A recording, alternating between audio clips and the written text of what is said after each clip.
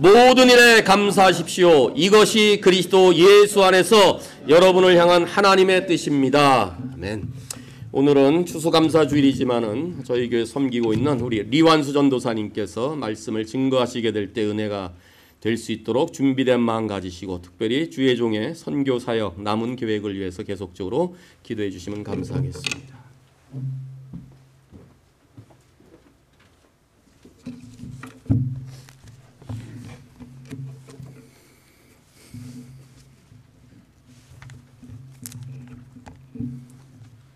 한번 기도 다시 한번 해보겠습니다. 하나님, 감사합니다. 저희들을 죄와 사망의 권세에서 끄집어내시고 하나님의 자녀 삼아주신 것 감사드립니다. 오늘도 이 부족한 입술을 통하여 하나님의 은혜가, 하나님의 사랑이, 하나님의 영광이 드러나는 시간 되게 하여 주옵소서. 예수 그리스도의 이름으로 기도합니다. 우리를 죄와 사망에서 구원하신 하나님의 사랑을 오늘 이 시간에 감사의 주일에 찬양을 합니다. 감사주일을 맞이하여 하나님의 거룩하신 말씀을 부족한 입술로 전할 수 있게 해주신 하나님께 다시 한번 감사와 찬양과 영광을 돌립니다. 저는 오늘 이 자리에 계신 우리 부모님에게 감히 범사에 감사하라고 자신 있게 권면할 수 있는 사람은 아닙니다. 저는 6.25 전쟁의 아픔을 겪지도 않았습니다.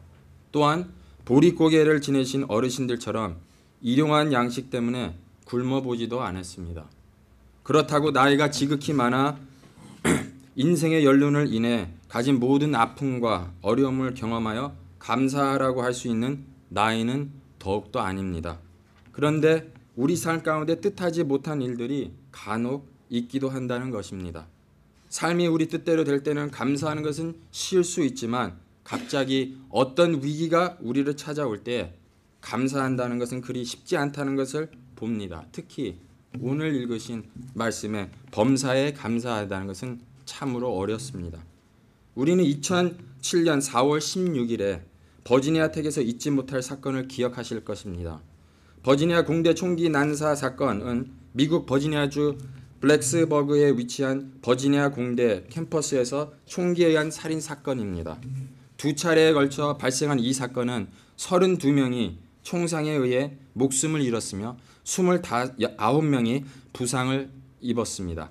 이는 미국 역사상 최악의 총기 살인 사건이라고 뉴스에서 보도했습니다. 그 당시 사건의 범인은 바로 재미교포 한국인 조승희입니다.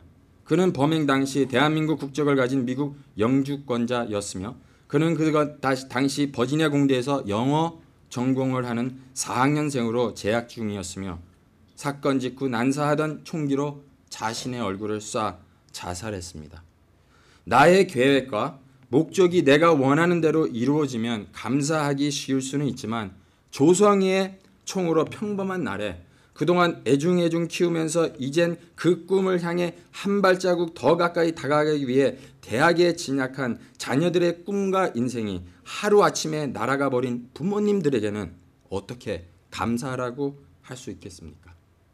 그것도 오늘 아침, 이 아침에 읽은 범사에 감사하라는 말입니다.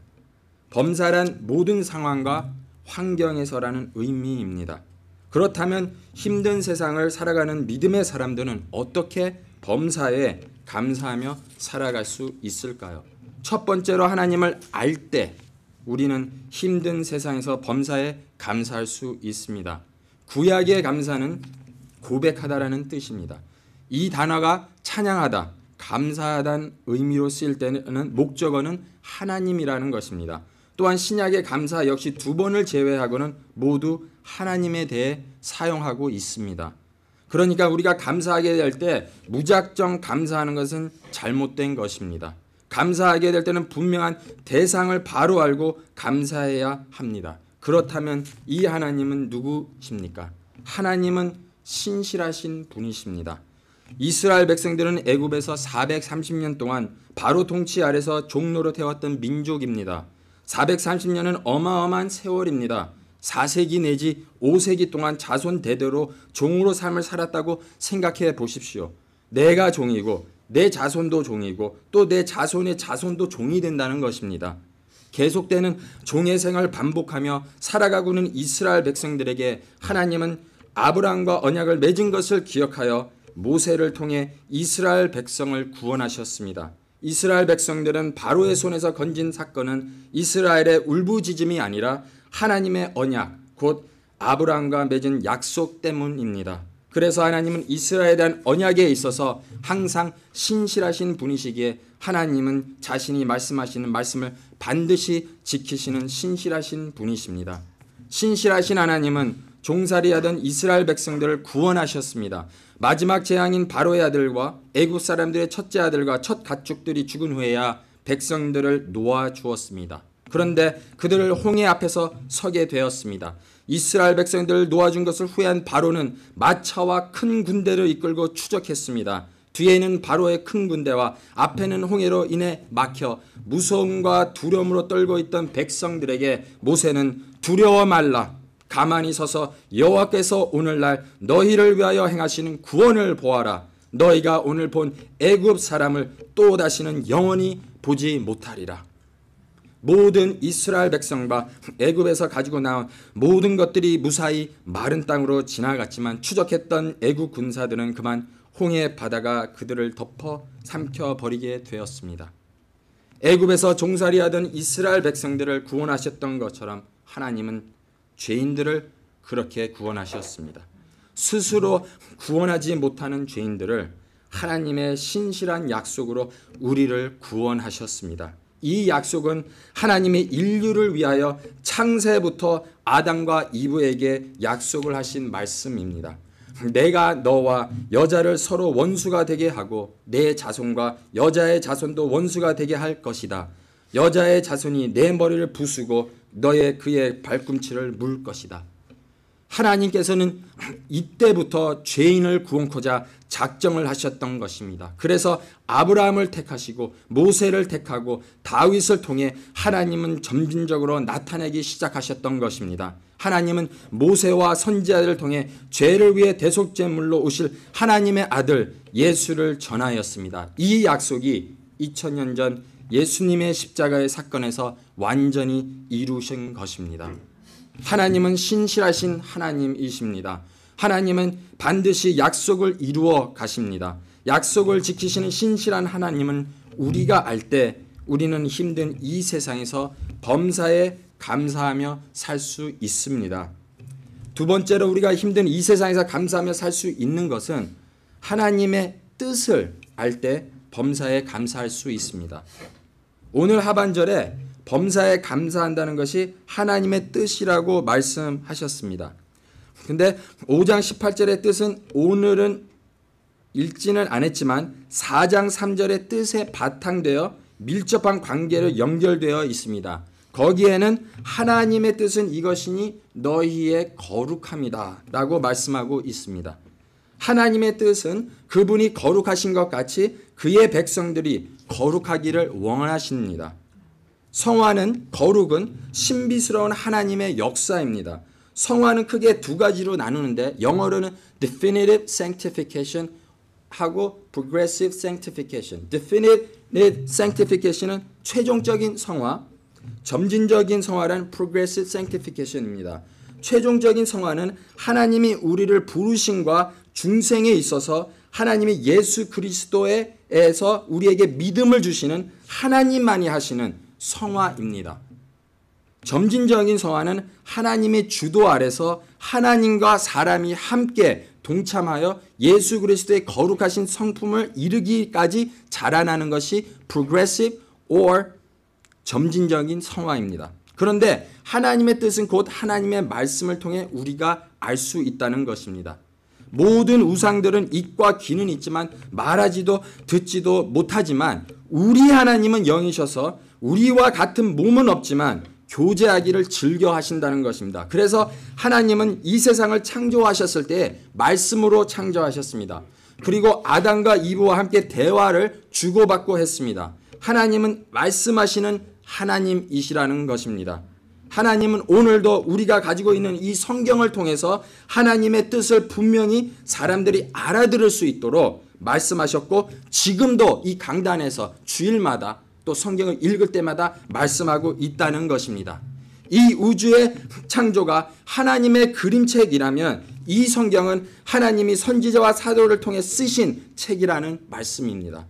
그래서 하나님의 뜻을 계시한다는 것입니다. 계시란 숨겨진 것이 드러난다는 것입니다. 이스라엘 백성들은 신실하신 하나님이 누구신지를 몰랐습니다. 애굽의 열재행과 홍해의 사건을 통해 하나님을 나타내시기를 시작하여 더 정확하게 시내산에서 모세가 받은 십계명을 통해 하나님 자신을 이스라엘에게 나타내심으로 그의 뜻을 전하셨습니다. 그 이유는 이스라엘 백성들의 의식 속에 여전히 애굽의 습관과 전통과 관습으로 사로잡혀 있었기 때문입니다. 이스라엘 백성들에게 있어서 광야는 하나님의 백성들을 성화시키는 훈련이었습니다. 하나님은 우리를 예수 그리스도를 통해 죄와 죽음에서 구원하셨습니다. 우리는 계시된 하나님의 뜻인 하나님의 말씀을 통해 이것을 듣게 되었습니다. 그리고 하나님의 때에 성령 하나님께서 이 비밀의 복음을 우리에게 알려주셨습니다. 그런데 우리도 이스라엘 백성들 같이 이 세상의 습관과 관습을 여전히 가지고 있기 때문에 성화를 하나님께서 이루어 나가기를 원하신다는 것입니다. 하나님이 자신을 이스라엘 백성에게 계시하시는 이유는 단지 십계명을 벽에다 놓으라고 하는 것이 아닙니다. 하나님께서 우리에게 하나님의 뜻이 담겨진 이 성경을 책꽂이에 책지라는 것은 아닙니다. 성경을 주신 이유는 그의 뜻을 믿고 순종하여 거룩하게 되기를 원하시는 하나님의 선하신 목적입니다. 거룩은 하나님을 나타내는 최고의 성품이기 때문입니다. 그런데 죄인들은 하나님의 성품에 참여한 자로 부르셨다는 것입니다. 이것은 특권이고 이것은 정말 감사해야 될 것입니다. 이 세상에서 당하는 환난이 우리를 거룩한 자로 만드는 하나님의 선하신 뜻에서 가로막지 못할 것입니다. 우리는 하나님께서 하나님을 사랑하는 사람, 즉 하나님의 목적을 위해 부르심을 입은 사람들의 선을 위하여 하신다는 것을 알아야 범사에 감사할 수 있습니다. 하나님께서는 전부터 아셨던 사람들을 하나님의 아들과 동일한 형상을 갖도록 미리 정하셨다고 말씀하고 있습니다. 하나님의 아들을 많은 형제들 중에 마다를 되게 하셨고, 그래서 하나님께서 미리 정하신 사람들을 부르셔서 부르신 사람을 영화롭게 하셨습니다. 하나님께서는 우리 안에 선한 일을 시작하고 계십니다. 하나님은 끊임없이 일하시고 계시므로 예수 그리스도께서 오시는 그 마지막 날에 그 모든 선한 일을 확실히 완성하실 것입니다. 오늘도 하나님의 뜻을 잘 알아 힘든 세상에서 범사에 감사하며 살 수 있으시기를 바랍니다. 마지막으로 힘든 세상에서 감사할 수 있는 것은 하나님의 아들 예수 안에서 있기 때문에 우리는 범사에 감사할 수 있습니다. 오늘 함께 읽으신 18절 중반절에 그리스도 예수 안에서라고 말씀하고 있습니다. 사실 그리스도와의 연합은 성경에서 제일 중요한 진리입니다. 예수님이 내 안에 계신다, 우리가 예수님 안에 있습니다라는 말은 모두 예수님과의 연합을 표현하는 것입니다. 바울은 5장 17절 고린도후서 5장 17절에 그런즉 누구든지 그리스도 예수 안에 있으면 새로운 피조물이라 이전 것은 지나갔으니 보라 새 것이 되었도다 라고 말했습니다. 다시 말해서 바울에 의하면 예수 밖에 있는 사람들도 있다는 것입니다. 예수 밖에 있다는 말은 곧 죄에서 구원을 받지 못했다는 것입니다. 여기서 그리스도 안이란 그리스도와의 연합을 말합니다. 그리스도 안에 있는 사람, 즉 연합된 사람만이 구원받는 사람입니다.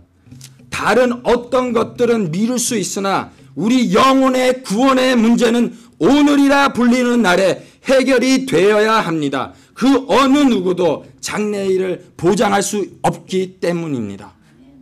그리스도 밖에 있는가 안에 있는가의 문제는 구원과 심판을 결정하는 중요한 판단의 기준이기 때문입니다. 그래서 바울은 그리스도 안에 있다는 말을 중요시했습니다. 성경은 그리스도와의 연합을 다양한 비유로 설명하고 있습니다. 먼저 예수님과 우리의 영접은 포도나무와 가지의 연합과 같은 것이라고 말씀하고 있습니다. 마찬가지로 우리도 예수님과 연합되면 우리 사이에도 뭔가 오고 가는 생명력이 있다는 것입니다. 결혼 역시도 연합을 잘 설명해 주고 있습니다. 결혼하기 전에는 남남이었습니다. 결혼하면 둘이 하나가 되어 새로운 생명이 탄생합니다. 이처럼 연합은 참으로 신비롭고 비밀스러운 것입니다. 또한 예수님과 우리의 연합은 인류의 조상 아담과 후손의 연합 같은 것입니다. 인류의 조상이자 사람의 대표인 아담과 우리가 연합이 되었기 때문에 아담의 죄가 곧 우리의 죄가 된 것입니다. 하나님의 선물인 믿음으로 우리가 예수님과 연합된다면 그리스도가 우리의 대표이시기 때문에 그가 이 땅에 오셔서 행하신 모든 순종과 또한 십자가의 죽으심과 부활의 사건이 내 것이 된다는 것입니다. 그런데 그리스도와의 연합을 오해하는 사람들이 있습니다. 그리스도와 내가 하나가 되었다는 것이 존재론적으로 혹은 물질적으로 뒤섞이는 것으로 생각하는 잘못입니다. 어떤 사람들은 연합이란 물에 설탕을 타면 설탕물이 되는 것 같다고 생각합니다. 연합은 설탕물처럼 존재와 본질이 완전히 뒤섞여 버리는 것이 아닙니다. 우리가 그리스도와 연합될 때 존재와 본질은 그대로 살아 있습니다. 이게 바로 신비주의의 영성을 추구하는 사람들이 오해하는 부분입니다. 동양의 사상들이 추구하는 신비주의적 연합은 대부분 이런 것입니다. 사람이 죽으면 화장을 한 후 뼈가루를 뿌리고 완전히 자연으로 돌아갔다고 말합니다. 그러나 성경은 마지막 날 죽은 자들이 다시 땅에서 부활하게 된다고 말씀하고 있습니다. 다시 말해서 존재와 본질은 절대로 섞일 수 없습니다. 또한 그리스도와의 연합을 정신적으로 연합으로 생각하는 것도 잘못된 것입니다. 성경이 말하는 연합은 어떤 사상을 공유하는 정도의 연합이 아니기 때문입니다. 그렇다면 예수님과 우리가 하나 되는 연합의 본질은 무엇입니까? 성령님에 의한 연합입니다. 이것을 진정한 영적 연합이라고 로마서 8장 9절에서 17절에 말씀하고 있습니다. 그러나 하나님의 영이 우리 안에 계신다면 우리는 죄의 본성의 지배를 받지 않고 성령의 지배를 받게 됩니다. 누구든지 그리스도의 영이 없는 사람은 그리스도에게 속한 사람이 아닙니다. 반면 그리스도께서 우리 안에 계신다면 우리의 몸은 죄 때문에 죽은 존재이지만 우리 영은 의 때문에 살아 있습니다. 예수님을 죽은 사람들 가운데서 다시 살리신 하나님의 영이 우리 안에 살아 계시면 우리 안에 계신 그분의 영으로서 우리의 죽을 몸도 살리실 것입니다. 그리스도의 영은 성령님을 가리키는데 성령님이 없는 사람은 육적인 사람이고 성령님이 있는 사람은 영적인 사람인 것입니다. 그리스도께서 우리 안에 거하신다는 말은 성령님이 우리 마음을 지배하고 계신다는 것입니다. 성령님이 우리 안에 거하시기 때문에 성령님으로 말미암아 그리스도께서 우리 안에 계신 것이 되는 것입니다. 부활하신 예수님은 지금 하나님 보좌 우편에 앉아 계십니다. 그곳에서 계시다가 재림하실 때 다시 오실 것입니다. 오늘 읽으신 데살로니가 전서는 예수님의 재림에 대해 말씀하고 있습니다. 하나님은 인간을 창조하셨을 때 영원히 죽지 않는 몸과 영을 만드셨습니다. 또한 하나님이 우리 창조하셨을 때 몸과 영혼을 분리시켜서 창조하지 않으셨습니다. 죽음으로 인해 몸과 영혼이 분리되는 일은 다름 아닌 우리의 죄 때문이었습니다. 그래서 예수님 안에 있으면 재림 때에 이 땅에서 이미 죽어 몸과 영혼이 분리되었다면 예수 안에 있으면 예수님의 재림 때에 분리되었던 몸과 영혼이 다시 하나로 이루어질 것입니다. 예수님 밖에 있는 사람 역시도 부활의 몸을 가질 것이지만 그들은 예수님의 재림 때에 영원히 꺼지지 않는 불에서 영원토록 고통을 받으면서 살게 될 것이기 때문에 우리가 말씀을 전해야 되는 것입니다. 지옥이란 말은 구약과 신약을 다 통틀어서 그 어느 누구보다도 예수님 자신이 복음서에서 많이 말씀하셨다면 우리가 이 점을 다시 한번 깊이 생각해야 보아야 됩니다. 그렇다면 예수님이 재림할 때 이미 죽은 신자들과 살아있는 신자들은 어떻게 되는 겁니까? 데살로니가 교회는 바울이 2차 전도 여행 때 3주간 동안 사역하면서 개척한 교회입니다. 그러나 박해 때문에 곧 떠나야만 하는 상황이 되었습니다. 그리고 여러 차례 다시 돌아가려고 시도했으나 뜻을 이루지 못하고 결국 디모데를 보내어 사정을 알아보게 되었습니다. 3주간 신자들을 교육한 데살로니가 교회는 박해에도 불구하고 믿음과 소망과 사랑이 풍성한 건강한 교회로 자라나고 있었습니다. 우리 교회가 그렇게 되기를 원합니다. 그러나 예수님의 재림과 관련된 몇 가지 잘못된 견해가 일어났습니다. 그래서 바울은 예수님의 재림을 바르게 생각하고 준비할 수 있도록 편지를 보낸 것입니다. 신앙생활은 잘하다가 그리스도 재림 전에 죽은 사람들이라고 해서 영원한 생명을 제외되는 것이 아닙니다. 예수님이 재림할 때 그들은 모두 부활하여 그리스도를 맞이하게 될 것입니다. 그리고 그리스도 재림 때에 살아있는 신자들은 몸이 변화되어 그리스도를 맞이하게 될 것입니다.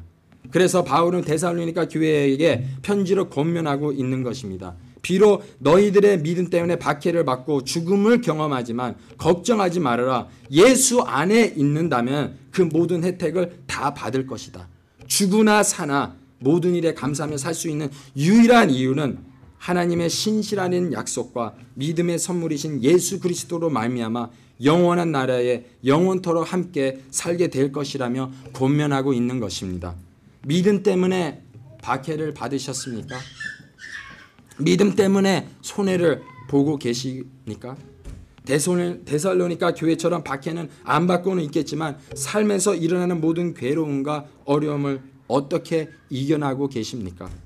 서론에서 조성이 총기 사건 당사자의 한 부모님에게 리포터가 사랑하는 딸을 먼저 보내야 하는 아픔을 겪고 있는 아버지께 이렇게 물어보았습니다. 어떻게 이 어려움을 헤쳐나가고 계십니까? 죽은 딸의 아버지의 대답은 짧았지만 명백했습니다. 제 기억 속에 오래 남겨져 있습니다. 아버지의 대답은 God is good. I'm sorry. God is love. 하나님은 사랑이시다. 이 아버지는 하나님의 사랑을 바로 알고 있었지 않았나 생각합니다. 하나님의 사랑은 연인이 느끼는 어떤 짜릿한 감정이 아닙니다. 하나님의 사랑은 친구들 간에 죽고 못 사는 어떤 우정의 관계도 아닙니다. 하나님의 사랑은 자식이 자녀를 사랑하는 어떤 보호하는 사랑이 아니라 하나님의 사랑은 우리가 들은 것을 누가 믿었느냐? 여호와의 팔이 누구에게 나타났느냐? 그는 여호와 앞에서 부드러운 새싹처럼 메마른 땅에서 자라나는 나무 줄기처럼 자라났다. 그에게는 아름다움도 없었고 우리의 눈길을 끌만한 위엄도 없었다. 그는 사람들에게 미움과 멸시를 받았으며 아픔과 고통을 많이 겪었다. 사람들은 그를 바라보려 하지도 않았다. 그는 미움을 받았고 우리 가운데 아무도 그를 귀하게 여기지도 않았다. 정말로 그는 우리의 질병을 짊어지고 우리의 아픔을 대신 겪었으며 우리는 그가 하나님을 벌을 받아서 고통을 당했다 생각했다. 그러나 그가 상처 입은 것은 우리의 허물 때문이고 그가 짓밟힌 것은 우리의 죄 때문이다. 그가 맞음으로 우리가 평화를 얻었고 그가 상처를 입음으로 우리가 고침을 받았다. 우리는 모두 양처럼 흩어져 제 갈 길로 갔으나 여호와께서는 우리 모든 죄짐을 그에게 지게 하셨다. 그는 매를 맞고 고난을 당했으나 마치 도살장으로 끌려간 어떤 어린 양과 같이 아무 말도 하지 않았다. 털을 깎이는 양과 같이 잠잠하고 입을 열지도 않았다. 사람들이 정의를 짓밟고 그를 거칠게 끌고 갔다. 그가 살아있는 사람들의 땅에서 끊어졌으니 그 세대 사람들 가운데서 어느 누가 자기들의 죄 때문에 그가 죽임을 당했다고 생각했는가? 그는 악한 일을 한 적이 없으며 거짓말을 한 적도 없었는데 악한 사람들과 함께 묻혔다. 그러나 그에게 상처를 입히고 고통을 준 것은 여호와의 뜻이었다. 그가 기꺼이 자기 목숨을 죽음에 내어놨으며 죄인 취급을 받았다. 그는 많은 사람의 죄를 짊어졌고 죄 지은 사람들을 대신해서 용서를 빌었다. 사람이 의인을 위해 죽는 일은 거의 없으며 누군가 선한 사람을 위해 대신 죽는 사람은 혹 있을지 모른다고 성경을 말씀하고 있습니다. 그런데 하나님은 그가 사랑하는 아들을 내어주심으로 우리를 위한 사랑을 증명하셨는데 곧 우리가 아직 죄인 되었을 때에 그리스도가 우리를 위해 죽으셨다는 것입니다. 이 하나님의 사랑이 우리로 하여금 입을 열어 험한 세상에 살아가는 동안 범사에 감사하게 못하고 이스라엘의 백성처럼 광야에서 불만과 불평을 한다면 하나님은 자신밖에 모르는 저주받고 타락한 죄인들에게 줄 수 있는 다른 어떤 것이 더 이상 없다는 것입니다. 왜냐? 하나님은 모든 것을 다 주셨기 때문입니다. 하나님의 사랑은 바로 안다면 우리는 험한 세상에서 범사에 감사하며 살 수 있습니다. 그 이유는 우리 하나님은 신실하시기 때문입니다. 하나님은 반드시 그 약속을 지키실 뿐만 아니라 우리에게 또한 그 뜻을 바로 알려주기 위해 성경을 통해서 요동하지 않게 하셨습니다.